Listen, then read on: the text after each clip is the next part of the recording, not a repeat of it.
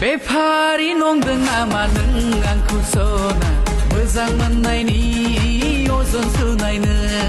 Hello everyone, गोदान मोनसे भिडिअनि गेजेरजों नोंथांमोनखौ गासैखौबो बरायनानै लाग्रोबाय।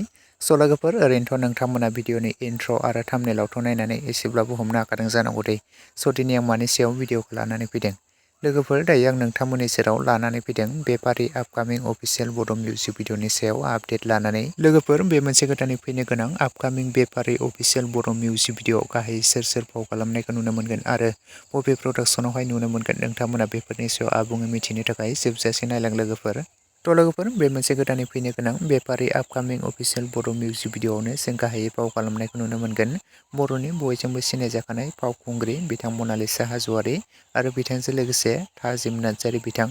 लोगोफोर, आरो बे मोनसे गोदानै फैनो गोनां मिउजिक भिडिअनि मेथाइखौ रोजाबदों बिथां थाजिम नार्जारि बिथाङानो। ओमफ्राय लोगोफोर, नोंथांमोना बे बेफारि मोनसे आपकामिं अफिसियेल बड' मिउजिक भिडिअखौ आरबि फिल्म प्रडाक्शन चेनेलाव जों थाबैनो नुनो मोनगोन दि लोगोफोर।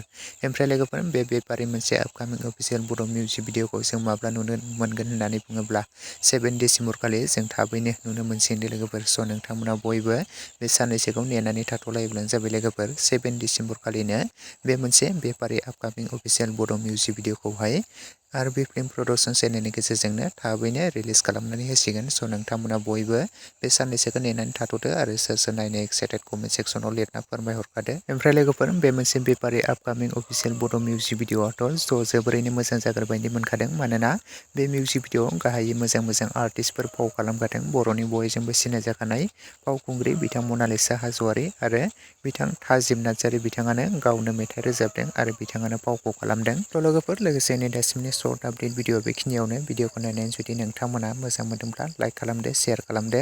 लोगोसे चेनेलाव गोदानै फैदोंब्ला साबस्क्राइब खालामनानै खाथिनि बेल आइकनखौबो अलाव प्रेस खालामना लादो, जाहाथे नोंथांमोना बेफोरबायदिनो माखासे गोदान फैनो गोनां आपकामिं अफिसियेल बड' मिउजिक भिडिअफोरनि आरो माखासे फुल मुभिफोरनि आपडेटखौ मोनथिबाय थायो।